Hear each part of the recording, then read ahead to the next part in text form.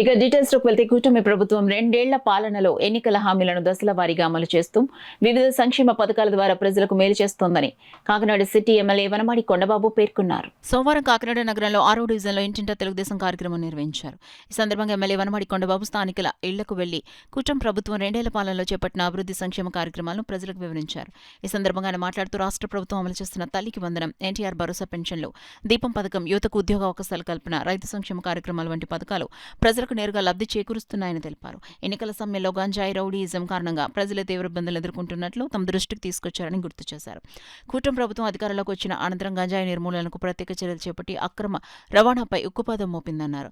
అలాగే నగరంలో రౌడీయిజాన్ని పూర్తి స్థాయిలో అరికట్టేందుకు కఠిన చర్యలు తీసుకుని ప్రజలకు ప్రశాంత వాతావరణాన్ని కల్పించామన్నారు. ప్రభుత్వం అమలు చేస్తున్న సంక్షేమ అభివృద్ధి కార్యక్రమాలను ప్రతి ఇంటికి చేరవేసి ప్రజలకు అవగాహన కల్పించడమే ఇంటింటి తెలుగుదేశం కార్యక్రమం ప్రధాన ఉద్దేశమన్నారు. ప్రజలు కూడా ప్రభుత్వ కార్యక్రమాలకు విశేష ఆదరణ చూపుతూ తమ సమస్యలను నేరుగా తెలియజేస్తున్నారన్నారు. కార్యక్రమంలో తెలుగుదేశం పార్టీ కాకినాడ సిటీ అధ్యక్షుడు మల్లిపూడి వీరు, 6వ డివిజన్ నాయకులు దారా ప్రసాద్, చిట్నిడి జగన్, వరప్రసాద్, మాజీ కార్పొరేటర్ ఒమ్మి బాలాజీతో పాటు పార్టీ నాయకులు, కార్యకర్తలు, స్థానికులు పాల్గొన్నారు. ఈ పిల్లలు చదువుకున్నారు చదువులండి ఈరోజు ఎప్పుడూ లేదండి, బ్రహ్మాండ చదువులు చదువుకుంటున్నారు. ఈ రోజున ఆ చదువులకు కావాల్సిన చదువులకి ఈరోజు సదుపాయాలు కల్పిస్తుంది. స్కూళ్ళు బాగు చేస్తుంది, వాళ్ళకి కావాల్సిన పరికరాలు, పుస్తకాలు ఇస్తుంది, బట్టలు ఇస్తుంది. అదేవిధంగా వాళ్ళకి కావాల్సిన అవసరాలన్నీ తీరుస్తుంది. బ్రహ్మాండ భోజనం పెడుతున్నారు, మంచి టీచర్స్, క్వాలిఫైడ్ టీచర్స్ని పెట్టారు. ఈరోజు ఆ చదువుకున్న పిల్లలకి చదువుకోవడానికి తర్వాత ఉద్యోగాలు రావాలని ప్రయత్నం చేస్తుంది ఈ ప్రభుత్వం. ఉద్యోగాల కోసం ప్రయత్నం చేస్తుంది. బాగా చదువుకోమని చెప్తుంది పిల్లల్ని. పిల్లలు చదువుకుంటారు ఈ రోజున. ఆ పిల్లలకి ఉద్యోగాలు రావడం కోసం ప్రయత్నం చేస్తుంది ఈ ప్రభుత్వం కూడా సందర్భంగా తెలియజేస్తున్నా.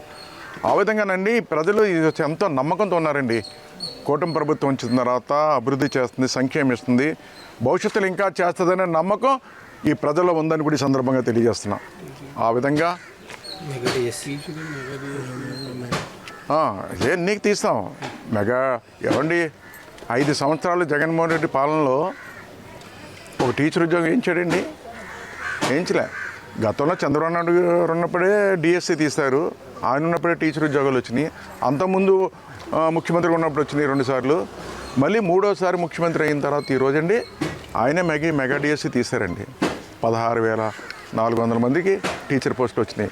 కానిస్టేబుల్ పోస్ట్ కూడా తీయించాడండి ఆయన. గత 5 సంవత్సరాలు మీరు ఎందుకు తీయలేపారు జగన్మోహన్ రెడ్డి గారు? ఒక ఉద్యోగం వేయించలేపారు పిల్లలకి. ఇప్పుడు మళ్ళీ ప్రయత్నం చేస్తుంది. ఎంత కష్టాలు ఉన్నా, ఇబ్బంది ఉన్నా, మీరు అప్పులు పాలు చేసి అప్పచెప్పారు ఈ రాష్ట్రాన్ని జగన్మోహన్ రెడ్డి గారు. అలాంటి రాష్ట్రాన్ని అప్పచెప్తే ఈ రోజున ఒక పక్కన అభివృద్ధి సంక్షేమిస్తూ ఉద్యోగాలు తీయడమే కాదు, భవిష్యత్తులో ఉద్యోగాలు రావడం కోసం అనేక కంపెనీలు రప్పిస్తున్నారు. ఈ రోజున ఏ కంపెనీ వచ్చిందో ప్రజలకు చెప్తున్నారండి చంద్రబాబు నాయుడు గారు. పలానా చోట పలానా కంపెనీ వస్తుంది, పలానా చోట స్టీల్ ప్లాంట్ అవుతుంది, అక్కడ ఈ కంపెనీ వస్తుంది, ఆ కంపెనీ వస్తుందని వైట్ పేపర్ రిలీజ్ చేస్తున్నారు. ఆయన ప్రజలకు వివరిస్తున్నారు అన్నీ కూడా.